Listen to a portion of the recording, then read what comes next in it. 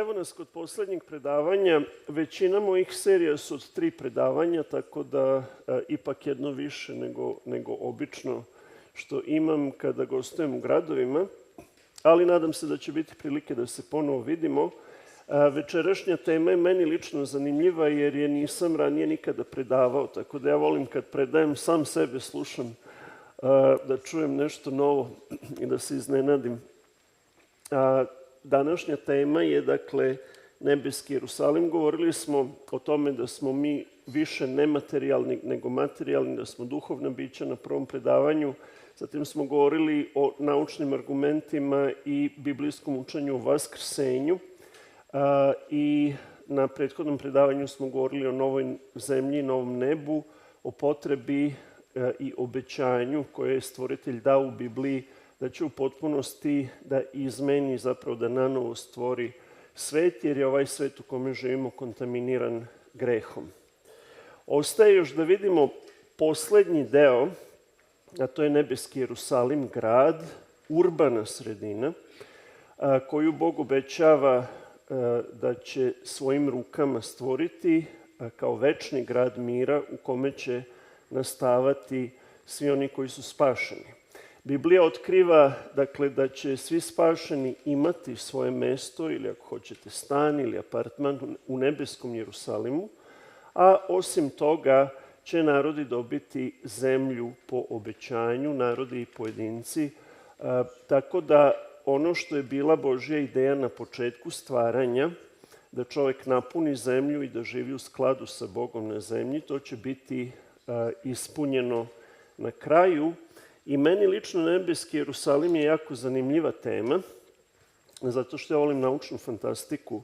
Kada čitate Jovanovo otkrivenje, a danas ćemo pažljivo proći kroz 21. glavu Jovanovog otkrivenja, pomenuti skoro sve stihove, jedan po jedan, i par stihova na početku 22. glave, koje je poslednje poglavlje u Bibliji, onda možemo da napravimo prilično preciznu rekonstrukciju nebeskog Jerusalima. Moguće da vas je iznenadilo da na ovoj slici sam prikazao piramidu. Mi ne znamo, nije dat oblik nebeskog Jerusalima. Moguće je da je on kocka, a moguće je da je piramida. Međutim, znajući da sile ovog sveta često imitiraju Boga i da je piramida jako bitna u različitim tajnim društvima i da sam Sotona sebe predstavlja kao piramidion na vrhu piramide, recimo kada pogledate novčanicu od $1 američkog, tamo je piramida, onda možemo da zaključimo da možda ta tajna društva znaju nešto što mi ne znamo. Takođe, širom sveta postoje drevne piramide. Da li je nebeski Jerusalim kocka ili piramida, ostaje da vidimo. Uglavnom, vidjet ćete iz opisa da u otkrivenju kaže da su stranice istih dimenzija, ali je visina iste te dimenzije. Međutim, to može da znači da je u pitanju kocka ili da je u pitanju piramida te visine. Tako da to jasno ne znamo, moguće da je piramida, moguće je da je kocka. Na svakom predavanju ja sam obavezan da kažem da govorim u svoje lično ime i ne zastupam stavove materialističkog, evolucionističkog, ateističkog univerziteta na kome radim. Mi smo završili prethodno predavanje o novom nebu i novoj zemlji ovim stihovima. Ja ću početi ovo poslednje predavanje sa istim tim stihovima. Praktično nastavljamo jučerašnju temu. Isaija je starozavetni prorok koji je živeo 800 godina pre rođenja Isusa Hrista i njega nazivaju evanđelistom Starog zaveta jer je on u viziji video i opisao zapravo evanđelje i stradanje Isusa Hrista i značaj žrtve koja će biti prineta.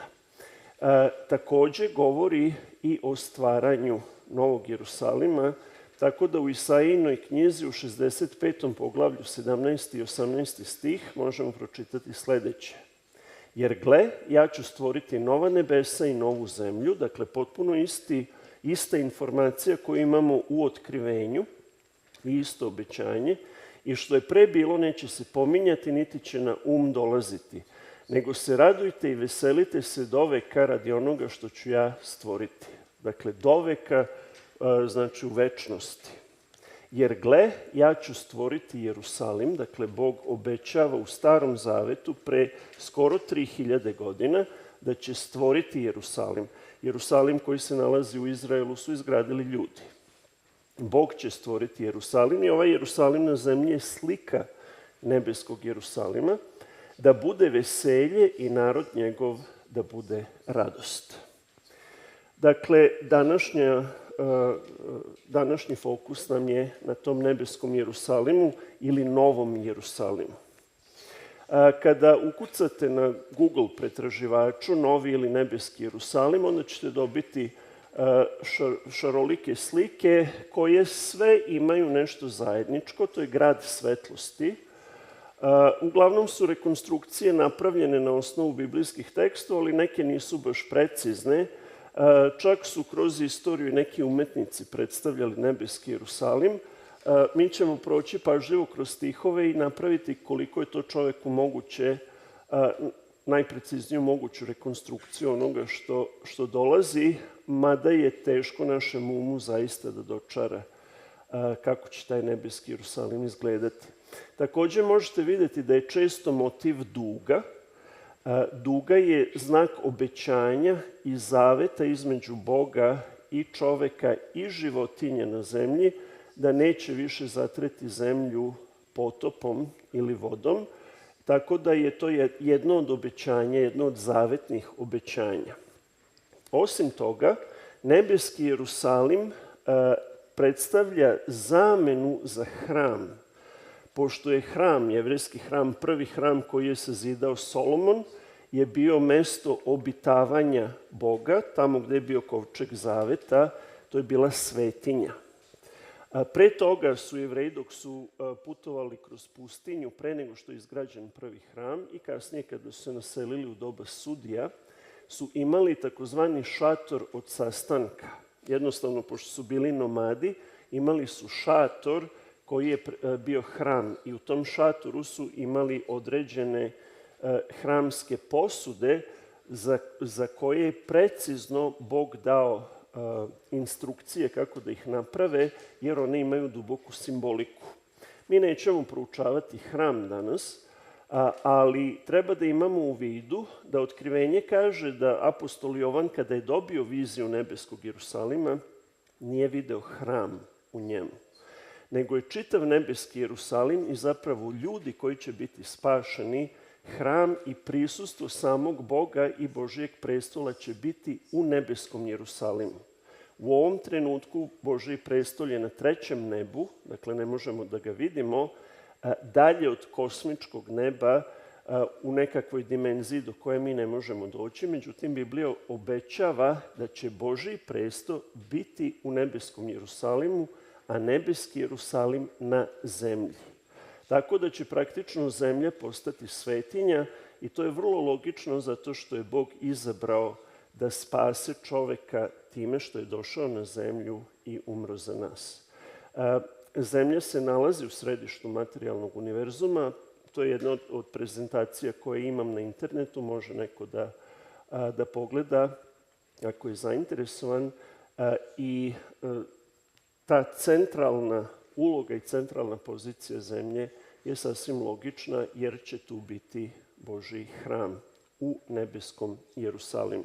Dakle, sve ove predstave nebeskog Jerusalima su ono kako čovjek zamišlja. Neke su zanimljivije, neke su manje zanimljive, neke su prilično pogrešne kada pratite dimenzije nebeskog Jerusalima. Recimo ovde dole desno, ako vidite meni desno, vama levo, predstavu na zemlji, dakle na zemljinoj kugli, ogroman grad i dimenzijama to odgovara, međutim vidjet ćemo detalje. Prva Korinčanima poslanica, 2. glava, 9. i 10. stih, kaže sledeće. Nego kao što je pisano, što oko ne vide i uho ne ču i u srce čoveku ne dođe, ono ugotovi Bog onima koji ga ljube. A nama je Bog otkrio duhom svojim, jer duh sve ispituje i dubine Božije. Imaćemo mnogo stihova danas. Ja nisam stavio stih u kome Isus govori svojim učenicima da će otići, ali će se vratiti. Ide da pripravi mesto gde ćemo stanovati i vratit će se na zemlju. To mesto gde ćemo stanovati je nebeski Jerusalim, koji će Bog svojim rukama, svojom rečju, duhom izgraditi. I Isus kaže da nije tako, rekao bih vam. Dakle, otišao je i vratit će se. Ono što je također zanimljivo u ovom tekstu, to je da se vidi da je Bog već ugotovio onima koji ga ljube, što znači da bez obzira da li je fizički u pitanju ili u njegovom umu, taj nebeski Jerusalim je izgleda već postojao u vreme apostola, ali nije postojao u vreme Isaije, jer se tamo govori o budućem vremenu. Jer gle, ja ću stvoriti Jerusalim, dakle buduće vreme, a kada gledate Novi Zavet, ono ugotovi Bog. Dakle, to je prošlo vreme, već je ugotovio. Tako da ima finih i suptilnih detalja koje možemo izvući iz teksta ako ga pažljivo analiziramo. Ja bih krenuo u proučavanje, dakle, teksta o nebeskom Jerusalimu koji se nalazi u pretposlednjem poglavlju Otkrivenja u 21. glavi. Čitava 21. glava je posvećena opisu nebeskog Jerusalima. Ja kao biolog bih voleo kad bi bilo mnogo opisa prepotopne zemlje. Nema mnogo opisa prepotopne zemlje u Bibliji. Neke rekonstrukcije mogu da se naprave. Nema čak ni mnogo opisa nove zemlje. Ima tu i tamo da neće više biti smrti, da neće biti plača, o tome smo govorili juče, ali nema mnogo opisa novog neba i nove zemlje. Međutim, Bog je našao za shodno da vrlo precizno i detaljno opiše nebeski Jerusalim. Tako da ovde možemo zaista da pažljivo pogledamo kako će taj grad izgledati. I ja, Jovan, videh grad sveti, Jerusalim nov.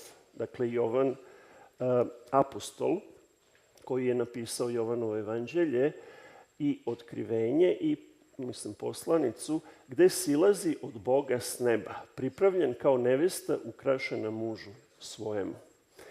Crkva su zapravo ljudi, a nebeski Jerusalim je mesto stanovanja crkve svih vekova, tako da je to zapravo, crkva je nevesta Hristova i kaže kao pripravljena nevesta ukrašena mužu svojemu, što znači da će grad biti veličanstven, ali je mnogo veličanstveniji karakter ljudi koji će živeti u tom gradu. Bog uvek mnogo više vrednuje karakter nego spoljašnje blještavilo, mada vidjet ćete spoljašnjeg blještavila neće nedostajati u nebeskom Jerusalimu. Bog je esteta. Kada je došao prvi put na zemlju, živeo je veoma skromno. Kaže, nije imao gde da nasloni glavu, nije imao kuću kada je počeo da propoveda idući okolo, ali nemojmo zaboraviti i to ono što i kraljevi i carevi imitiraju u slavi i u bogatstvu. Bog je car nad carevima. I mesto stanovanja Boga će biti fantastično.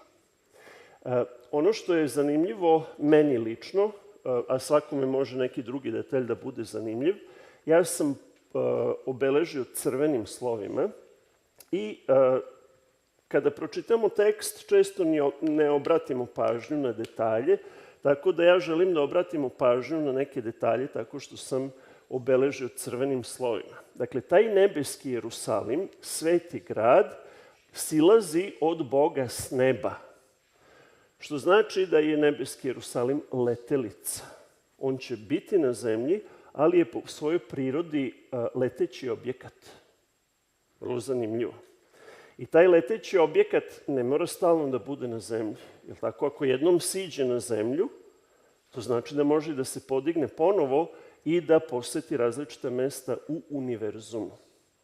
Drugim rečima, to je neka vrsta kruzera, božanskog kruzera, tako da nećete morati da napuštate svoj stan da biste otišli da vidite Jupiter ili neko drugo mesto. Ne znamo kako će izgledati novostvoreni univerzum, ali ono što znamo jeste da je u pitanju letelica. Ogromna letelica. Ako čitamo dalje u 3. stihu, i čuh glas veliki s neba gde govori: evo skinije Božje među ljudima, skinije je svetinja, drugim rečima kao neka vrsta hrama. Taj čitav grad ima ulogu hrama i živeće s njima i oni će biti narod njegov. I sam Bog biće s njima Bog njihov. Dakle, car Solomon je napravio prvi hram koji je bio veličanstven, jedno od čuda starog sveta. Nažalost, nije preživeo taj hram, uništili su ga Vavilonjani. Ni drugi hram nije preživeo, uništili su ga Rimljani. Sad planiraju da naprave treći, ali taj nije opisan u Bibliji kao nešto što je po Božjoj volji. Treći hram je sam nebeski Jerusalim koji dolazi na zemlju.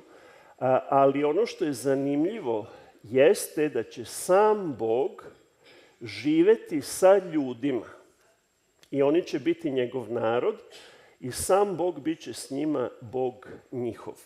Dakle, Bog trenutno je na 3. nebu, tamo je presto. Isus je došao da živi među nama, obučen ili inkarniran kao čovek.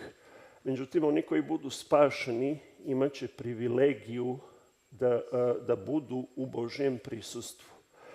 To znači da moramo ne svojom silom, nego Božjom silom, ako mi to želimo, da budemo izmenjeni ne samo fizički, nego i duhovno, jer samo pravednici mogu da gledaju Božje lice. Inače, ovaj svet će izgoreti prilikom drugog Hristovog dolaska, jer zlo i greh ne može da podnese prisustvo Boga. Tako da ako želimo da budemo stanovnici tog nebeskog Jerusalima, potrebno je da predamo svoje srce ovako kakvo je Bogu, da Svetim Duhom radi na njemu i da nas pripremi za nebesko carstvo. Otkrivenje 21. glava 10. stih. Nekoliko stihova govori o drugim stvarima, možete kod svojih kuća pročitati čitavo poglavlje, ali od 10. stiha se nastavlja opis nebeskog Jerusalima. I odvede me u duhu na goru veliku i visoku. Anđeo je odveo Jovana u duhu. Kako ga je odveo u duhu? Pa Jovan je bio zatočenik do kraja svog života, je bio na ostrvu Patmos i nije mogao nigde da se mrda sa tog ostrva. Ostrvo je naravno opkoljeno morem i zato Jovan kaže, opisujući mora više nema. To ne znači da zaista neće biti mora, ali neće biti tog odvajanja. Ja lično se nadam da će Bog i kao i pre potopa formirati neka plitka mora. Pre potopa su samo plitka mora postojala, a ovi okeani koje sada imamo, koji su prepuni vode, to je zapravo potopna voda koja je sad u rezervoarima koji manje više nemaju mnogo funkcije. I ovde kaže apostol Jovan da ga je anđeo u duhu odveo na goru i on vidi, dakle, u viziji posmatra taj nebeski Jerusalim. I pokaza mi grad veliki, sveti Jerusalim gde silazi s neba od Boga. Dakle, ponavlja da će Jerusalim da se spusti sa neba na zemlju. Sledeći stih kaže sledeći: imaše slavu Božju i svetlost njegova bijaše kao dragi kamen, kao kamen jaspis svetli. Ta slava Božja je postojala u Solomonovom hramu gde je bio kovčeg zaveta i sam kovčeg zaveta, ako čitate opise koji se nalaze u 2. Mojsijevoj, gde Bog direktno daje precizna uputstva kako da se napravi kovčeg zaveta koji je bio optočen zlatom. Na tom kovčegu su bila 2 heruvima. Heruvimi su anđeli zaklanjači koji su direktno u Božjem prisustvu i između njih je postojala svetlost, mislim da je Jevreji zovu šakina, koja je zapravo označavala Božje prisustvo. Ta svetlost. I on kada kaže svetlost njegova i slava Božija, to znači da kao što su imali sliku Božije slave u svom hramu, tako će prisustvo Boga i svetlost Boga osvetljavati taj grad. I kaže kao kamen jaspis svetli. Drugim rečima, grad je izvor svetlosti zato što je Bog u njemu, jer je Bog direktno izvor svetlosti, vidjet ćemo kasnije detalje. U 12. stihu kaže sledeće: imaše zid veliki i visok i imaše 12 vrata i na vratima 12 anđela i imena napisana koje su imena 12 kolena Izraeljevih. Zanimljivo je da su anđeli na vratima.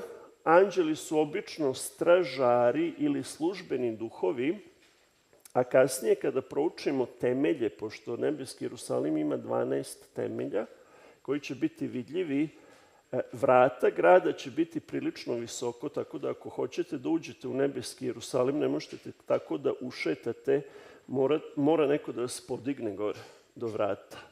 Tako da ti anđeli će verovatno pomagati ljudima da uđu i izađu iz nebeskog Jerusalima.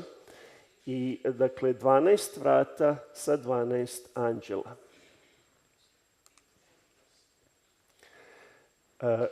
U Otkrivenju 21.13 čitamo sledeće.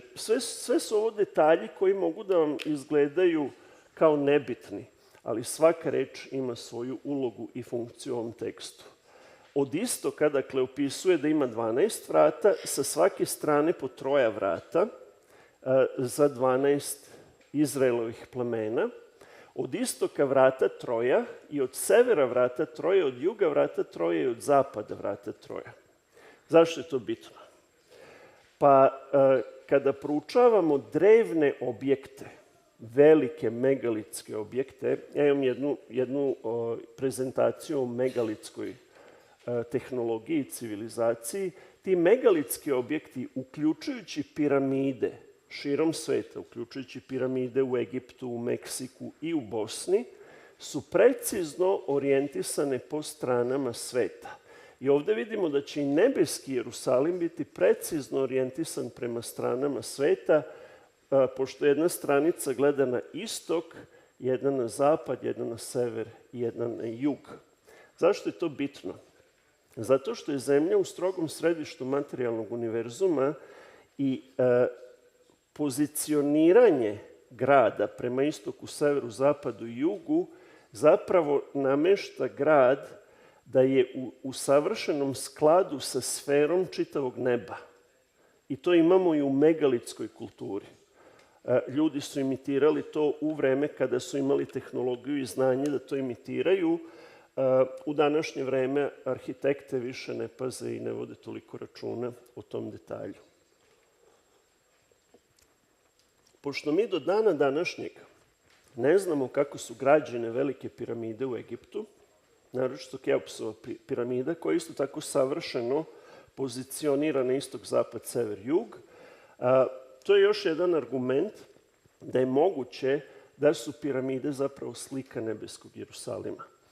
I jedni i drugi su pozicionirani na takav način. 14. stih u 21. poglavlju kaže sledeće: i zid gradski imaše 12 temelja i na njima imena 12 apostola jagnjetovih. Sad, ako razmišljamo o temeljima u današnje vreme, u današnjoj arhitekturi, temelji su obično nevidljivi. Dakle, iskopaju se temelji, obično se beton salije, nekada armatura i temelji su zakopani, ne vide se. Vidi se tek zid iznad zemlje. Ali na nebeskom Jerusalimu su temelji vidljivi i na njima su zapisane imena apostola. Vrata, gradska vrata su posvećena 12 plemena Izraeljevih, a temelji su posvećeni apostolima.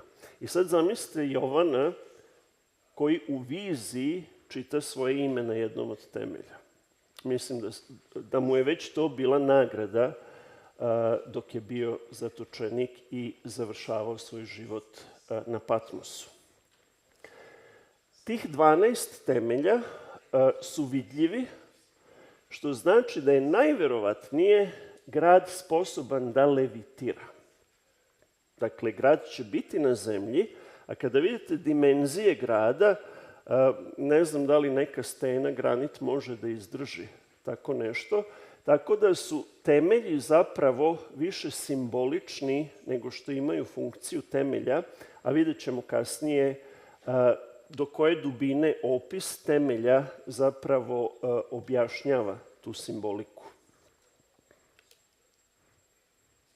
Dakle, 12 temelja su vidljivi i Jovan ih je video i očigledno to znači da grad može da lebdi, što je, pošto grad silazi sa neba, verovatno će moći i ponovo da uzleti. 16. stih nam daje dimenzije tog grada. I grad na 4 ugla stoji, dakle ima 4 ugla. Temelj grada je zapravo kvadrat i dužina je njegova tolika kolika je i širina. Dakle, kvadrat ima stranice jednake dužine i izmeri grad trskom na 12.000 potrkališta. Trska je bila jedna od mera u starom svetu. Imali su recimo lakat kao meru i ta trska kod nas se ne koristi u našim krajevima ta mera, ali na engleskom jeziku vidjet ćete kako se naziva ta mera i kolika je mera. Dakle, kaže dužina i širina, ali i visina je jednaka. Grad je izmeren na 12.000 potrkališta. Dakle, imate trsku kao neki lenjir dugačak, štap, i onda možete da merite koliko dužina te trske možete da stavite u jednu stranicu grada. I dužina, dakle, jedne ivice grada je 12.000 potrkališta. To potrkalište na engleskom se kaže furlong. To jedno potrkalište ima dužinu od 201 metra. Malo preko 201 metra i ima 12.000 potrkališta u jednoj stranici. Prosta matematika vam kaže da je dužina jedne stranice nebeskog Jerusalima 2.412.000 metara. Drugim rečima, 2.412 kilometara. To je jedna stranica nebeskog Jerusalima. To je ogromna površina i ogromna veličina grada. Zanimljivo je da je data u Novom Zavetu pre 2000 godina, kada su najveći gradovi imali nekoliko kilometara dužinu. Gradovi su u to vreme obično bili ograđeni zidovima i nebeski Jerusalim će imati visoki zid na kome će biti vrata, ali je meni, kada sam proučavao ovo prvi put, ovo je zvučala kao naučna fantastika, da već Jovanu je data precizna mera nebeskog Jerusalima. Ako znamo svrhu tog grada, da bude mesto obitavanja svih spašenih ljudi iz svih vekova i prepotopnih i nakon potopa, onda je jasno zašto je veličina grada tolika kolika jeste. Onda sa druge strane imamo ljude koji kažu, iako je tako velik grad, to je prilično malo. S obzirom koliko ljudi ima, da ima mnogo ljudi, Biblija kaže mnogo je zvanih, ali je malo izabranih, jer većina čovečanstva odbija ovaj poklon. Ali ono što je vrlo zanimljivo u Božjoj pravdi, svi ljudi će videti grad u drugom vaskrsenju, ali neće svi ljudi ući u njega. Tako da će svako imati vremena da se uhvati za glavu, ali ne mnogo više od toga. Sada je vreme da razmišljamo o svojoj večnoj budućnosti. U 17. stihu se govori o debljini zidova i razmeri zid njegov na 144 lakta po meri čovečijoj, koja je i anđelova. Ono što je zanimljivo jeste da Biblija otkriva da je anđeo u današnje vreme veći od čoveka. Veličina anđela, službenih duhova, mada oni mogu da kontrolišu materiju, ali njihova prirodna stvorena veličina je tu negde verovatno oko 4 metra, možda više. I ovde kaže da je lakat koji je dužina od lakta do srednjeg prsta, da je ista dužina kod čoveka i kod anđela. Ljudi će se useliti u nebeski Jerusalim nakon 1000 godina. Će se tek spustiti nebeski Jerusalim na zemlju, a mi smo danas bleda slika onoga što je čovjek nekada bio. Adam je verovatno bio negde oko 4 metra visok, sličan anđelima. Današnji čovjek je patuljak naspram Adama i fizički i moralno, iako je pao u greh, ali ostatak života se kajao, i intelektualno, mentalno.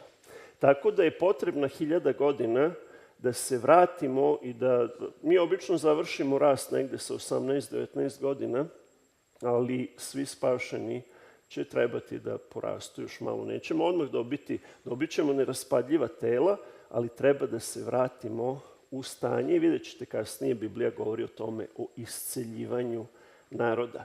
Tako da je ovde mera čoveka i mera anđela zapravo obećanje da će čovek biti vraćen u svoju prvobitnu slavu, da će biti veličine koje je i bio pre potopa i da je to ista mera koja je i anđelova.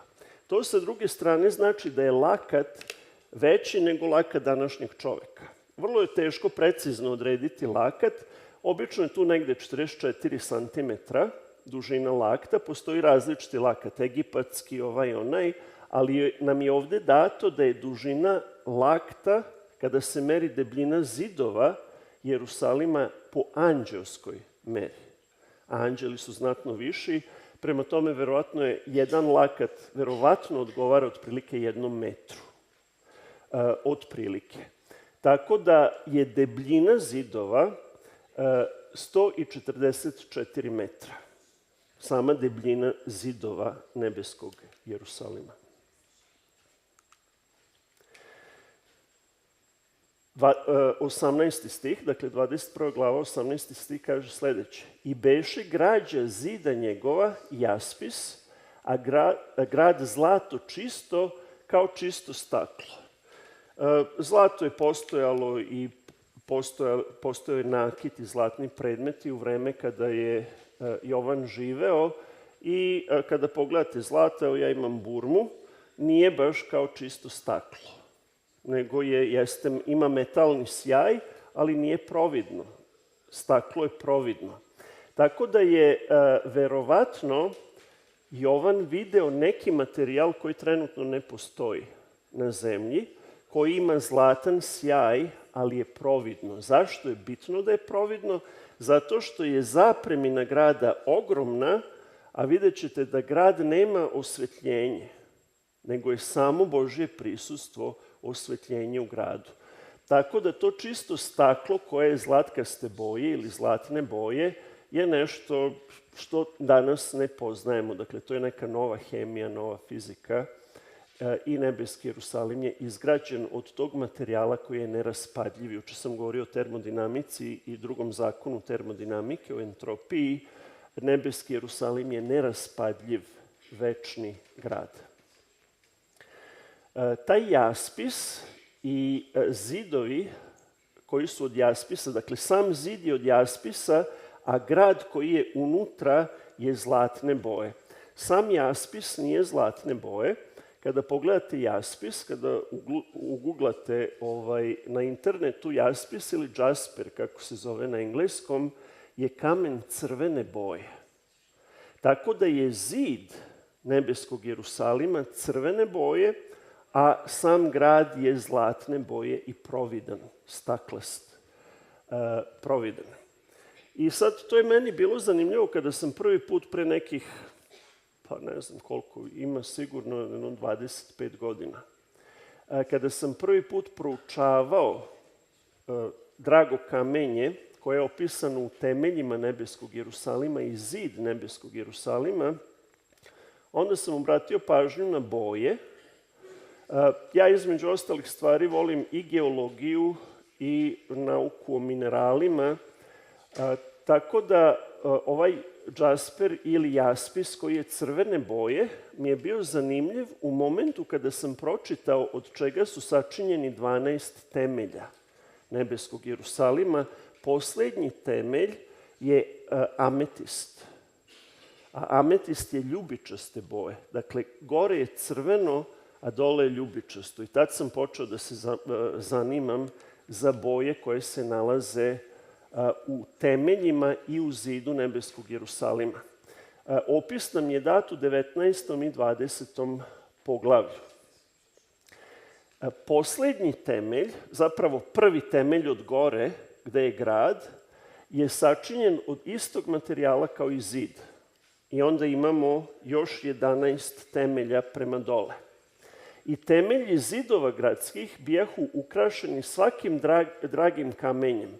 Prvi temelj bijaše jaspis. Dakle, najgornji temelj grada je od istog materijala kao i gradske zidine. Prvi temelj bijaše jaspis, dakle crvene boje, drugi safir, treći halkidon, četvrti smaragd, peti sardoniks, šesti sard, sedmi hrizolit, osmi viril, deveti topaz, 10. hrizopras, 11. jakin, 12. ametist. Često kada nađete u Bibliji neki tekst koji je opis, koji vam se čini dosadan i nebitan, budite sigurni da je Bog ostavio u Božjoj reči i dao nam u Božjoj reči informacije koje su jako bitne. Recimo, kada otvorite Bibliju, pa čitate tamo negde u 5. poglavlju Postanja koliko dugo su živeli patrijarsi pre potopa. Preko 900 godina, pa je ovaj rodio ovog, pa je živeo još toliko, pa je imao toliko godina kad je rodio sledećeg i tako dalje, zvuči dosadno. Međutim, kada napravite grafikon, ako dozvolite Bogu, ako otvorite svoj um i dozvolite mu da vam saopšti informacije, onda dobijete jednu fantastičnu sliku toga kako se Bog brinuo o patrijarsima i njihovim porodicama pre potopa i isto dobijate informacije kako je naglo pao životni vek nakon potopa, što se nalazi u 11. poglavlju. Dakle, to su neki detalji, ti rodoslovi, koji često izgledaju dosadni ljudima, pa imamo tendenciju da ih preskočimo. Ima i tekako razlog zašto su nam dati. Ovde imamo i tekako razlog zašto nam je dato koji je temelj od kog kamena. Nešto treba da imamo u vidu, a to je da su imena nekog dragog kamenja menjana tokom vremena. Dakle, u starozavetno vreme, pre 3000 godina, značenje nekog dragog kamenja, njegovog imena, se kasnije menjalo. Jer Novi Zavet je pisan na grčkom jeziku i Grci su nekada usvajali imena određenog kamena, a da je zapravo u pitanju drugi kamen. Tako da je situacija malo kompleksna, to je jedna stvar što treba da imamo u vidu. Ja neću ulaziti u detalje sad. Drugo što treba da imamo u vidu jeste da imamo 12 temelja. Ja ću ih uporediti sa simbolom koji je već sam ga pomenuo na početku, sa dugom. Ali, dakle, ti temelji su od dragog kamenja koje često može da bude različitih boja. Recimo za safir, znamo da je safir obično plave boje. Ima i ona pesma od Bajage, Plavi safir, tako. Safir najčešće jeste plave boje, ali je vredniji safir koji je neke druge boje. I tako često različito drago kamenje u zavisnosti od hemijskih komponenti može da ima različitu boju. Dakle, postoji boja koja preovladava, ali postoje i boje koje su različite, tako da to treba da imamo u vidu. Da krenemo sa drugim temeljem. Dakle, prvi temelj je jaspis ili džasper koji je crvene boje. Drugi temelj je safir. Safir može da bude plave boje, ali itekako može da bude pink boje i taj pink safir je vredniji od plavog safira koji se najčešće nalazi. Dakle, imamo crveno pa pink. Halcidon ili halkidon je isto neke boje kao pink, malo kreće naranđasto pink boje. I onda imamo smaragd ili emerald. Najčešće boja smaragda je zelena, ali smaragd može da bude i žuti. Ovdje vidite žuti smaragd.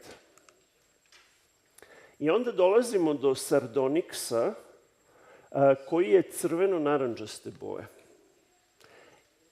I to je 5. u nizu od temelja. I posle njega 6. temelj je sard ili karnelijan, koji je isto crveno-naranđaste boje. Ako razmišljamo o dugi, koje su boje duge, ova dva nam se ne slažu, nekako ne uklapaju. Osim toga, duga ima 7 boja, a temelja je 12. Tako da možemo da očekujemo da u nekim slučajevima 2 temelja koje su jedan do drugog imaju sličnu boju. Dakle, 6. i 5. temelj su crvenkasto-naranđaste boje i ne uklapaju se u dugin spektar. Ako idemo od početka, idemo od crvenog prema pink, prema žutom i onda odjednom imamo prekid tog niza, ali nakon ova dva, nakon 6. se niz nastavlja. 7. temelj je hrizolit i taj hrizolit je neke lime boje, mešavina žutog i zelenog. I posle toga imamo 8. temelj koji je beril ili viril, koji je najčešće zelene boje. Može onda bude različitih boja, ali je najčešće zelene boje. I nakon toga imamo topaz, koji je plave boje. Hrizopras, 10. temelj, koji je neke tirkizne boje. I onda imamo hijacint ili jakint, koji je plave boje. Može da bude i nekih drugih boja, ali kada kažete hijacint ili jakint, recimo neko cveće, kod nas u našim krajevima zumbul, može i onda bude raznih boja, ali obično je zumbul neke tamno plave boje. Može da bude čak do indigo boje dolazi.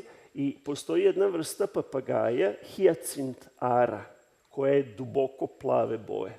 Dakle, ako ukucate na Google hijacint ara, onda ćete vidjeti šta se podrazumeva pod hijacintom u starom svetu. Dakle, to je indigo boja. Duboka, tamno plava boja. Jakint ili hijacint. I konačno 12. temelj je ametist. Kada sam počeo da proučavam redosled temelja i kada sam vidio da je prvi temelj crvene boje i posljednji temelj ljubičaste boje, to isto nalazimo u dugi. Dakle, u dugi je dole najniže ljubičasta boja, pa onda ide indigo ili tamno plava boja, pa plava, zelena, žuta, naranđasta i crvena je gore. Kada sam vidio da je posljednji temelj ljubičast, a prvi temelj crven, to mi je skrenulo pažnju da proverim da li postoji mogućnost da su i ostali temelji tako uklopljeni da izgledaju kao boje duge. I to jeste tako, s tim što između žute i zelene, negde na sredini duge, imamo još jednom crveno-naranđastu u 2 temelja. Duga je simbol i obećanje Boga o spasenju, o prvom spasenju od potopa. Međutim, to prvo spasenje, ljudi su i dalje ostali smrtni. Mi smo dobili večno spasenje Hristovom krvlju. Tako da je duga koja se vidi u temeljima nebeskog Jerusalima, obećanje, znate onu pesmu iznad duge, Over the Rainbow, tako?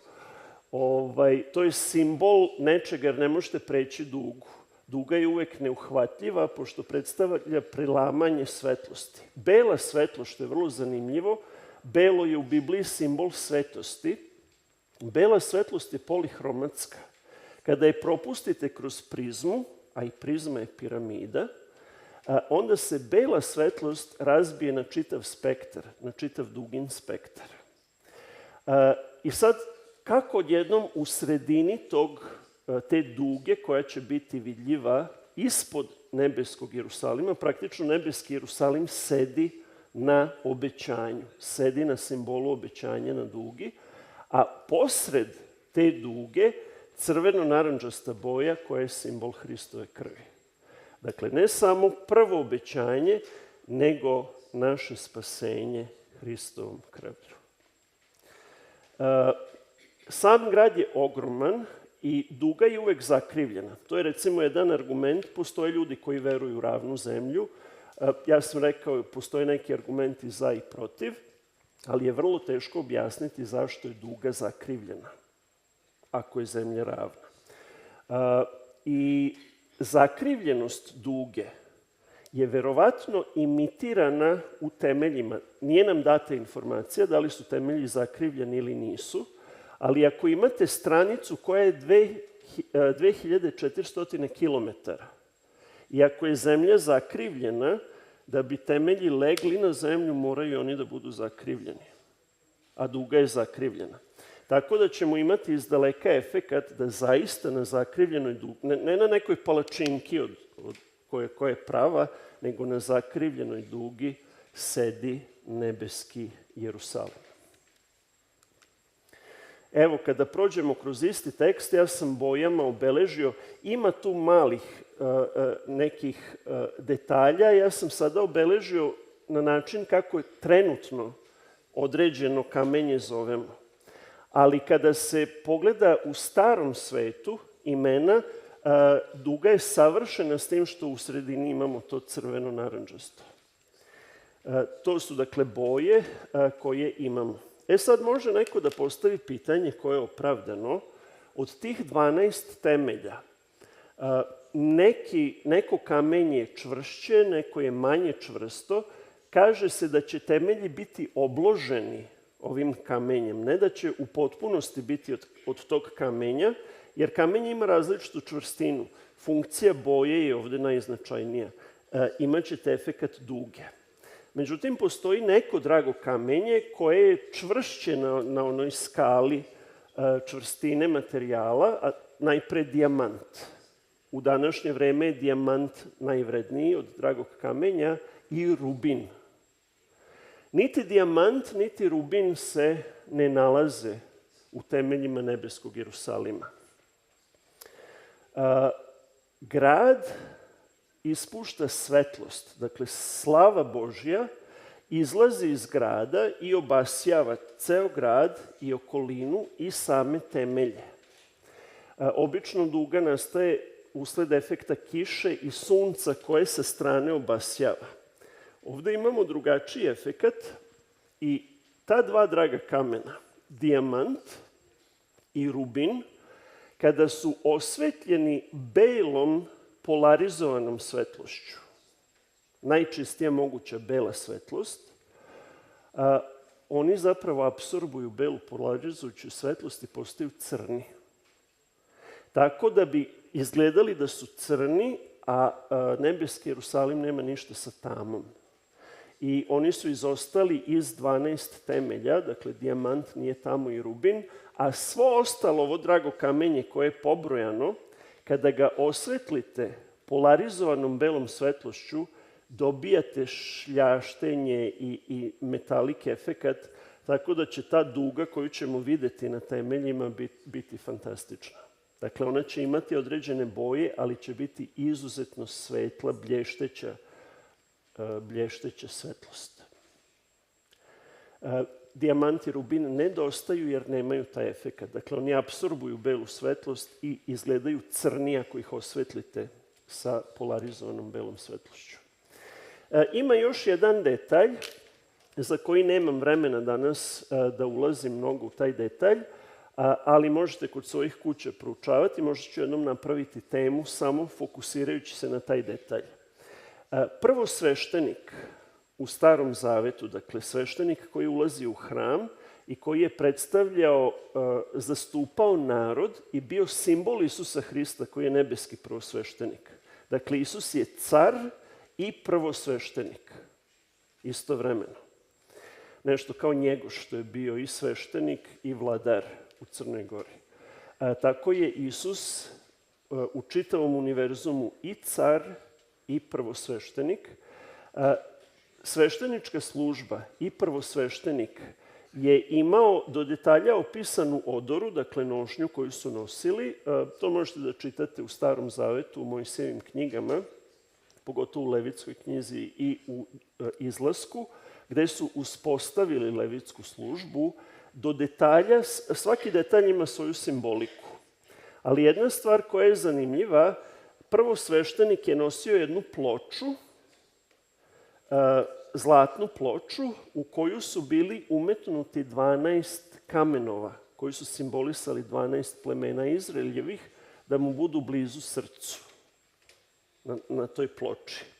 I od tih 12 kamenova, kada uporedite u Izlasku, dakle to je druga knjiga Mojsijeva, tekst je na engleskom, nisam stigao da ga prevedem, kada uporedite to sa opisom dragog kamenja koje je u temeljima, praktično, osim jednog, svo kamenje se ponavlja. Ne u istom rasporedu, ali svo kamenje koje je u temeljima nebeskog Jerusalima nosio je i prvosveštenik na tom oplećku. Evo otprilike kako je to izgledalo. Sad ovo su umetničke predstave, tako da nemojte mnogo pažnje obratiti na boje. Levo i desno nisu baš identične boje, ali je dat opis i, kažem, ko želi to da prouči, postoji veza i postoji smisao između tog simbola koji je nosio prvosveštenik i između nebeskog Jerusalima i njegovih temelja. Zatim se opis nebeskog Jerusalima nastavlja u 21. stihu sa vratima nebeskog Jerusalima i 12 vrata, 12 zrna bisera. Sad ja sam biolog i kada vam kaže, ovde nam kaže apostol Jovan, video je da su u pitanju zrna bisera, svaka vrata bijahu od jednog zrna bisera i ulice gradske bijahu zlato čisto kao staklo presvetlo. Ponovo staklo, dakle nešto zlatne boje kao staklo. Ulice su od toga, u današnje vreme je zlato toliko bitno, ljudi ginu zbog zlata, tamo će jednostavno trotoari biti od zlata, tako da zlato je zanimljivo po svojoj strukturi i kako nastaje. Ja imam jednu emisiju kod Božidara Pragonjića o zlatu, možete pogledati. Ne postoji prirodni način da zaista objasnimo otkud zlato na zemlji. Bog je morao da stvori zlato.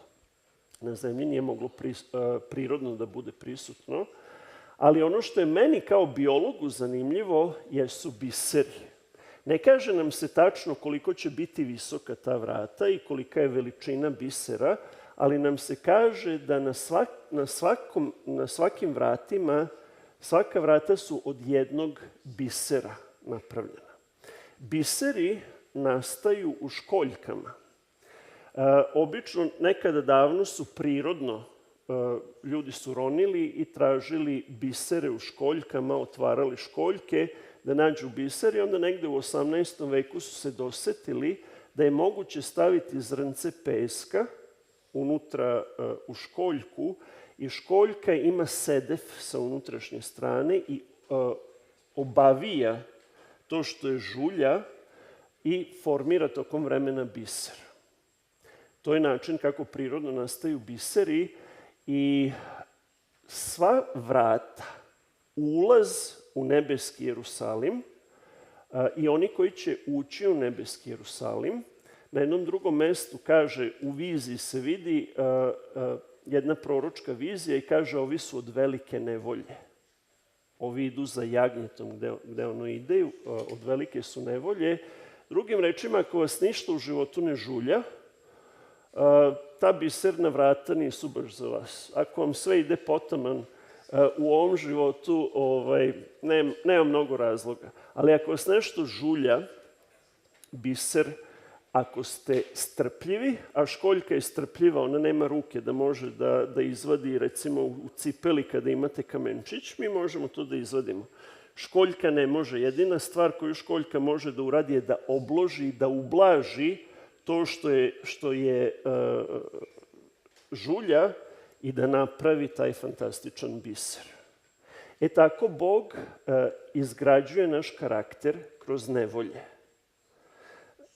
Bog može da odmeri nevolje, nekad se nama izgleda da nemamo sreće ili da imamo suviše mnogo nevolja, treba da imamo u vidu da neke nevolje sami sebi pravimo. Dakle, nije Bog odgovoran za sve nevolje koje imamo. Neke pravimo sami sebi. Ja sam verovatno imam povišen šećer napravio sam sebi, pošto sam bio sladokusac. I pankreas može donekle da ide, ali morate da pazite. Dakle, neke nevolje sami sebi pravimo, ne možemo da optužimo Boga za to. Ali Bog nekada pušta nevolje na pravednika. Imamo knjigu o Jovu, proučite knjigu o Jovu i kroz te nevolje se izgrađujemo. Tako da je simbol bisernih vrata zapravo da spašeni koji će ući u nebeski Jerusalim dolaze od nevolje. I izgradili su svoj karakter, ne time što su psovali okolo i državu i ove i one, nego su trpeći gledali da u nevolji izgrade svoj karakter i da budu plemeniti, kao školjke. Da li su biseri od kojih će biti vrata direktno stvoreni od strane Boga, što jeste mogućnost, ili negde na nekom svetu postoje džinovske školjke, velike kilometar, to ćemo vidjeti. Ja kao biolog bih voleo to da vidim. Imao sam prilike na Filipinima i u Australiji da vidim najveću školjku koja danas postoji na zemlji. To je tridaktna gigas, koja može preko metar da bude velika. I ta tridaktna pravi bisere, ali pravi bisere koji nisu baš tako lepi i sjajni, pravi nepravilne bisere. Međutim, oni mogu da dostignu i preko 20 kilograma. Mislim da je rekord u Guinnessovoj knjizi jedan biser sa Palavana, ne znam koliko miliona dolara vredi. Sad, to su školjke od 1 metra koje mogu da naprave biser otprilike ovoliki. Da bi napravili vrata, ili je Bog direktno gradio te bisere, ili ima neke zaista velike školjke. Negde. To ćemo jednog dana saznati. Ja kao biolog, to je jedno od pitanja koje ću postaviti Isusu ako se vidimo. 22. i 23. stih govori sledeće. I crkve ne videh u njemu, ja sam to već pomenuo govoreći o svetlosti grada, i crkve ne videh u njemu, jer je njemu crkva Gospod Bog svedržitelj i jagnje. Jagnje je Isus Hristos, koji je zaklan, zapravo prinet na žrtvu zbog našeg greha. Zaklan u simboličnom smislu, razapet na krstu. I grad ne potrebuje sunca ni meseca da svetle u njemu, jer ga slava Božja prosvetli i žižak je njegov jagnje. Zamislite grad koji ima zapreminu, kada gledate kroz grad, 2000 kilometara, koji svetli. Mi kada napravimo grad moramo da imamo stakla i prozore da bi svetlost iznutra išla napolje. Opis zašto to zlato izgleda kao staklo jeste što provodi svetlost. Dakle, ta zlatna boja grada provodi svetlost koja dolazi od Božijeg prestola, tako da je verovatno neka struktura, neka građa koja deluje slično kao optički kablovi danas, koji imaju drugu funkciju, ali je to neki materijal koji mi ne poznajemo. Dakle, iako je debljina grada 2000 kilometara, svetlost iz centra grada će obasjavati ceo grad i njegovu okolinu. I presto će biti tu. 25. stih je zanimljiv. I vrata njegova neće se zatvoriti danju, jer onda noći neće biti. Dakle, u gradu nema noći, stalno je svetlo. Mi provedemo, kažu nam doktori medicine, da je zdravo da spavamo bar 8 sati dnevno. I to je u redu.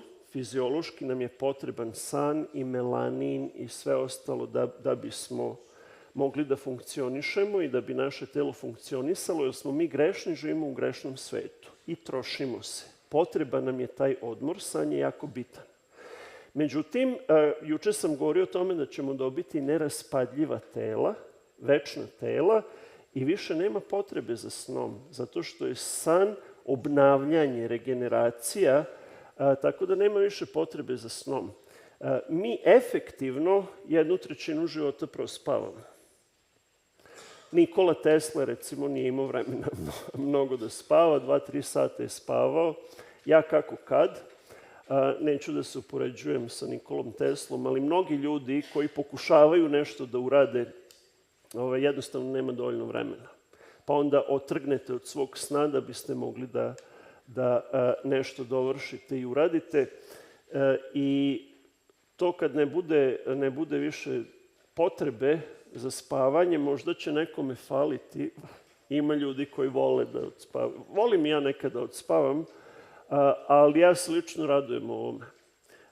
Ja lično smatram da je spavanje gubljenje vremena. Tako da, eto,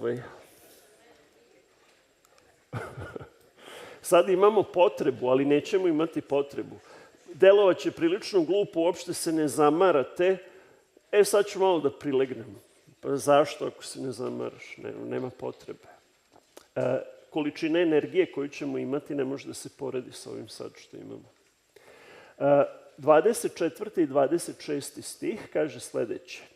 I narodi koji su spaseni hodiće u videlu njegovu i carevi zemaljski doneće slavu i čast svoju u njega i doneće slavu i čast neznabožaca u njega.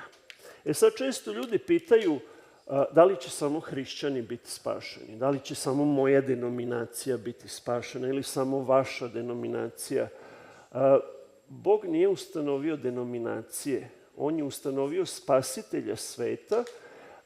Neki ljudi nikada nisu čuli za Hrista, ali su živeli koliko su svetlosti imali pravedno pred Božjim zakonom, a da su čuli za Hrista, prihvatili bi ga. Međutim, postoji druga kategorija ljudi koji su čuli za Hrista, a ne prihvataju ga, iako su čuli i znaju mnogo o njemu. Bog nam je dao slobodu, slobodnu volju. Međutim, mnogi neznabošci po čistoti svog srca i karaktera će ući, to Biblija kaže u Otkrivenju, će ući u nebeski Jerusalim. Prema tome nije na nama da sudimo, ali je na nama da obavestimo ljude. I sad, među tim neznabošcima, recimo ako čitate u Starom Zavetu, moral kraljeva, iako je to bilo vreme, možda nam deluje surovo danas, ali verujte mi, u današnje vreme se mnogo surovije stvari rade, ali suptilno. Čujete svakodnevno sirene, hitne pomoći, koje se nisu toliko čule pre 5 godina, recimo. Sad svakog dana čujem bar jedno 5-6 puta sirene. Neke gadne stvari se dešavaju širom sveta. Čuo sam i na Filipinima i ovde i kod nas u Kanadi svugde. Nije toliko bilo pre hitnih slučajeva koliko ima sada. Dakle, zlo se suptilno radi u ovome svetu. Nekada je zlo bilo otvorenije, ali je ljudska reč i moral careva, i ne samo careva, nego mnogih uglednih ljudi, bila mnogo veća nego danas. Ljudi su davali život za svoju reč. Voleo bih da vidim koji političar bi danas dao život za svoju reč. Možda u Japanu ima tu i tamo neki. Međutim, ti carevi, i ne samo carevi, vitezovi, vojskovođe i mnogi drugi, mnogi od njih će biti spašeni. I oni će svoj karakter, i ne samo karakter, nego slavu svojih carstava uneti u nebeski Jerusalim. Ja ne znam da li će Tutankamon. Tutankamon je bio mali i mlad kada je umro. Ubili su ga sveštenici Amon-Ra, zato što je njegov otac hteo da uvede monoteizam, pošto je čuo za jevrejsku religiju i dalje je poštovao sunce, ali je hteo da uvede monoteizam. I onda su sveštenici Amon-Ra po svojoj tradiciji nisu dozvolili da se takva revolucija dogodi, duhovna revolucija, i uništili su čitavu lozu mladog Tutankamona. I nije slučajno što je samo Tutankamon otkriven među faraonima. Bilo je mnogo većih faraona, Ramzes i mnogi drugi koji su imali mnogo veće blago, ali je to blago pokradeno. Međutim, Tutankamonovo blago nije pokradeno. Može da se vidi. Ja sam bio na jednoj izložbi koja je išla svetom, baš sam se zadesio u Čikagu, ali sam bio razočaran pošto glavne stvari nisu bile tamo. Sarkofag optočen zlatom i zlatna maska nije bila tamo. Oni ne mrdaju iz Kaira, dakle morate da odete u Kairu da ih vidite, ali je bilo mnogo blaga i to je fantastično. Jedan prilično neugledan faraon, ako on bude vaskrsnut u večni život, ne znam, mnogi carevi će biti vaskrsnuti. Znate kako sad države koje su bile kolonije, i to je sasvim u redu, traže da im se vrati ono što je pokradeno i što je po muzejima sveta, uključujući i Francusku, Louvre i tako dalje, i Veliku Britaniju i mnoga druga mesta. Ti carevi će uneti, kaže Biblija ovdje u Otkrivenju, svoju slavu u nebeski Jerusalim.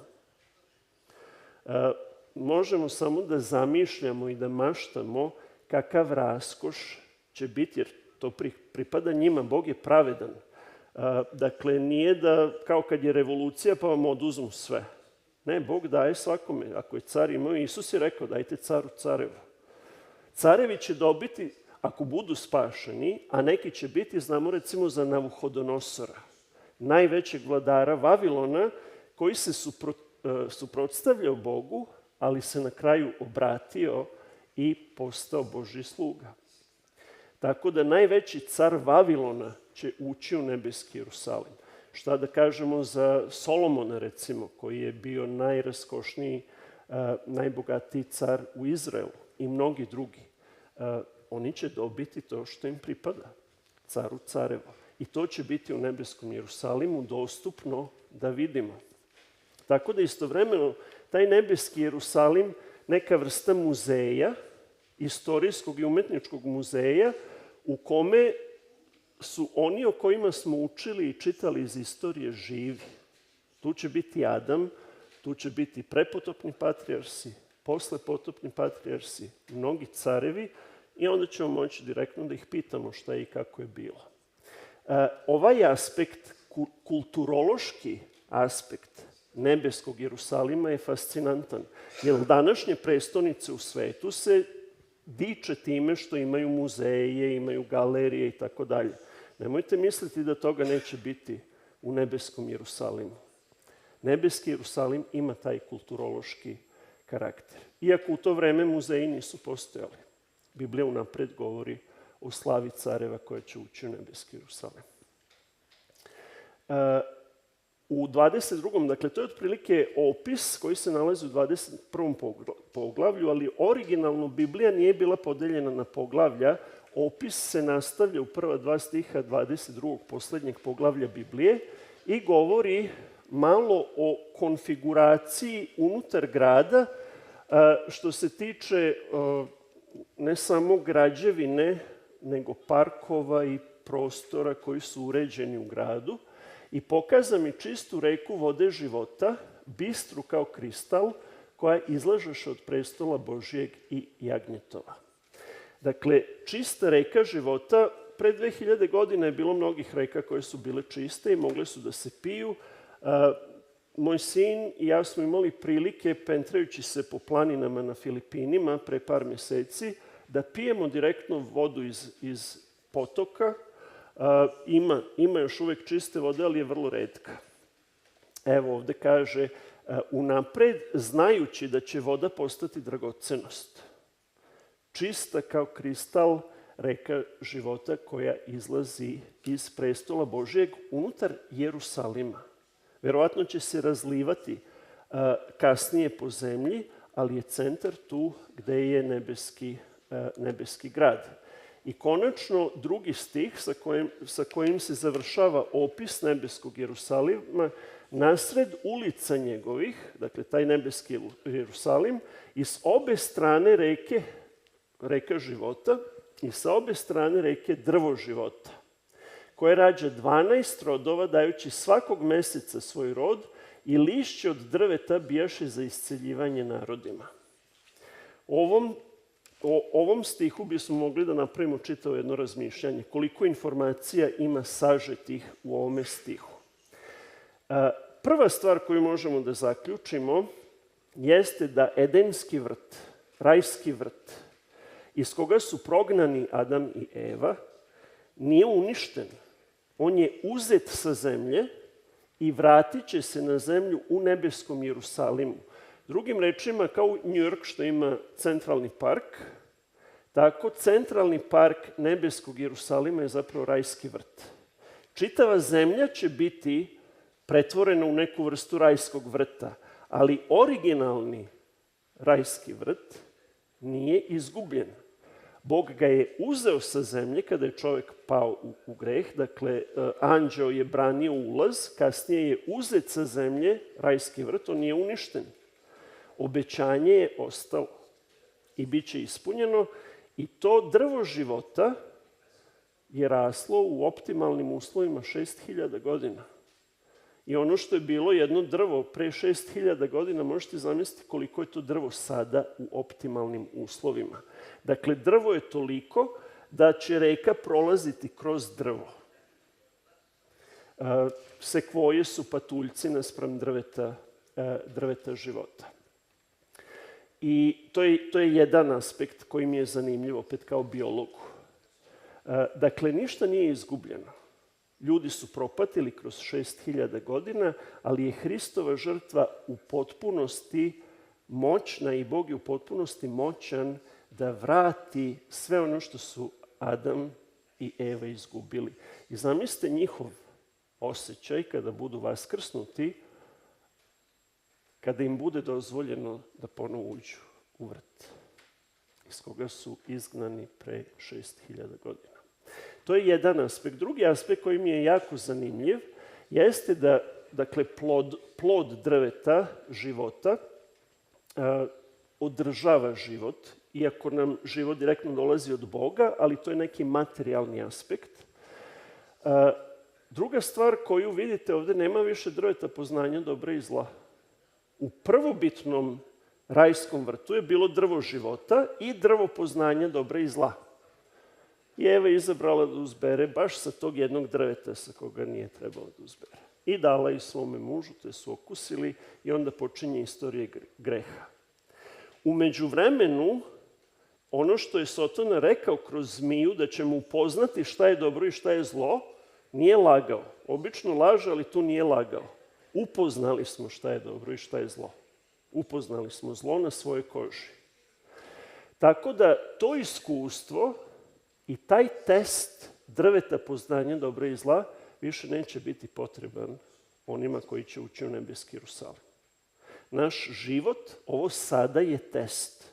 Svako od nas ima drvo poznanja dobra i zla koje treba da pobedi i kome da se odupre uz Božju pomoć. Ono što ostaje drvo života i to originalno, prvobitno drvo života. I posljednja stvar koja mi je ovde zanimljiva jeste da će lišće tog drveta biti za isceljivanje narodima. Dakle, ne samo pojedincima, nego narodima. Šta to znači? To znači da su celi narodi bolesni. Kako smo bolesni? Pa psihosomatski. Sve bolesti su psihosomatske. Ne postoje samo fizičke bolesti, svaka bolest ima svoj psihički aspekt i svoj fizički aspekt. Evo kako ja vidim to. Najpre, dakle, lišće je za isceljenje. Kad se razbolite, nekad napravite čaj, je li tako, od lišća. Ne kaže da će biti neke tablete za isceljenje, nego lišće od drveta života će biti za isceljenje. To je prva stvar. Druga stvar, ljudi koji će ući u nebeski Jerusalim, još uvek imaju neke ožiljke koji treba da se iscele. Dakle, to je proces, ali su spašeni zauvek i bit će isceljeni. I ono što je meni zanimljivo kao narodima, pomen naroda, jeste dvostruko. Prvo, narodi su nastali, i to nam Biblija otkriva, iz pojedinačnih porodica. Prvo smo imali samo Adama i Evu, pa njihova deca, pa deca njihove dece. I ta jedna porodica je postala mnogo porodica i te porodice su postale narodi. Onda se prekinulo potopom, posle potopa imamo ponovo samo jednu porodicu, Noevu porodicu, koja se posle raširila na posle potopna plemena. Drugim rečima, čitavo čovečanstvo je rod. Ne postoji narod koji nije srodan drugim narodima. Ali zbog prokletstva greha, što su bliži narodi, što nam je sličnija kultura i jezik i ostalo, nekako se više mrzimo. Kao nacije. Nažalost, to je tako. I u nebeski Jerusalim će ući spašeni iz svih naroda. Postoji pozitivni nacionalizam, ali postoji i negativni nacionalizam i mislim da će nas Bog naučiti sve narode, i to je svugde tako, na svim kontinentima ima ljudi koji se ne podnose. Japanci ne podnose ove, ovi ne podnose ove. Nije samo kod nas na Balkanu. Francuzi i Englezi se baš ne vole da čuju engleski jezik. I tako dalje, i tako dalje. Narodi imaju svoje predrasude i ljudi koji će ući po srcu čisti, ipak mogu da pogledaju šta on radi ovde, u ovom nebeskom Jerusalimu. Tako da će isceljivanje naroda, to znači i fizičko isceljivanje, ali i pomirenje naroda. Mnogi od tih naroda su bili na nož i krv, ratovali se kroz 6000 godina istorije. Predstavnici svih tih naroda će biti u nebeskom Jerusalimu. I taj nebeski Jerusalim je grad mira. Evo sad na kraju samo da neke od aspekata ovoga što smo pročitali, kažem, tekst nam pruža fantastičnu količinu informacija o nebeskom Jerusalimu, samo u najkraćim crtama da vidim šta možemo da zaključimo o Novom Jerusalimu. Prvo, dizajniran je i sagrađen od strane Boga. Sam Bog će izgraditi nebeski Jerusalim. Nebeski Jerusalim je stariji od nove zemlje i novog neba, jer već postoji na trećem nebu i doći će od Boga, kaže apostol Jovan, od Boga će doći na zemlju i doći će ne prilikom drugog Hristovog dolaska. Treba pažljivo da proučavate otkrivenje. U drugom Hristovom dolasku Hristos kao vojskovođa dolazi sa svojim anđelima da uzme svoje, da vaskrsne mrtve i da metamorfozira žive i da ih uzme u svoje carstvo. Treba pažljivo čitati Bibliju. Nebeski Jerusalim se spušta tek 1000 godina nakon toga. Ali već postoji. U svakom slučaju je stariji od formiranja novog neba i nove zemlje.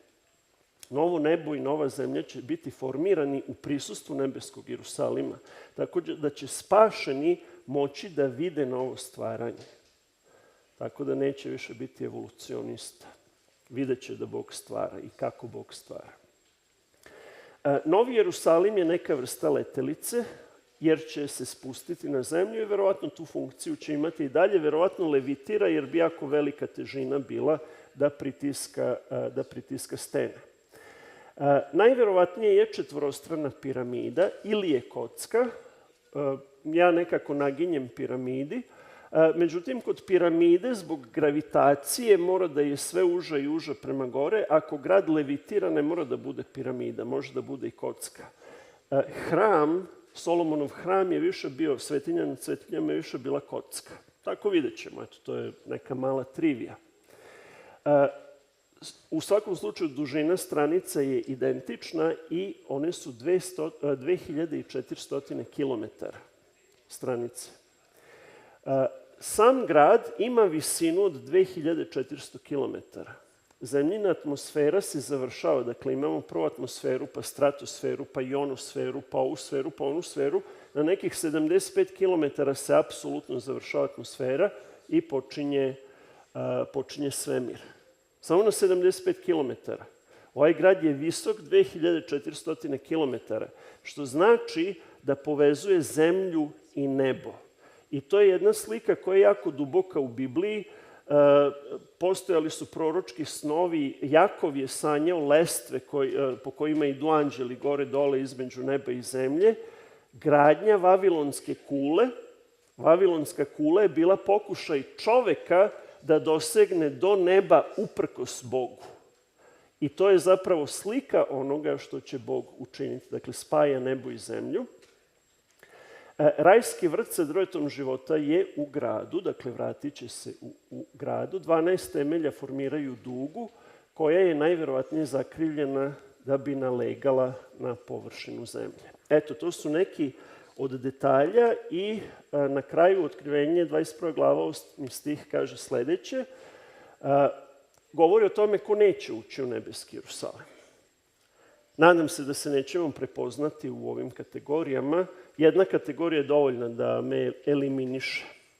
A strašljivima i nevernima i poganima i krvnicima, krvnici su oni koji su izvršili ubistvo, i kurvarima i vračarima, idolopoklonicima.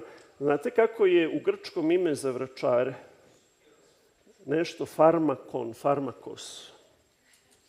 Da. Pogledajte original u grčkom šta piše. I idolopoklonicima i svima lažama njima je deo u jezeru što gori ognjem i sumporom, koje je smrt druga. Dakle, nema večnog mučenja, nego druga smrt. To je ljudi koji neće ući u nebeski Jerusalim, a 27. stih kaže koji će ljudi ući u nebeski Jerusalim. Prvo počinje koji još neće i neće u njega ući ništa pogano i što čini mrzost i laž.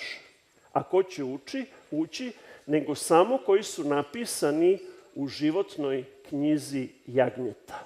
Dakle, postoji knjiga života i ta knjiga života je zakonski pred celim univerzumom važeća i kaže taj i taj će naslediti večnost, nasledit će parče zemlje na novoj zemlji, nasledit će stan u nebeskom Jerusalimu i njegovo ime neće biti zatrto za večnost.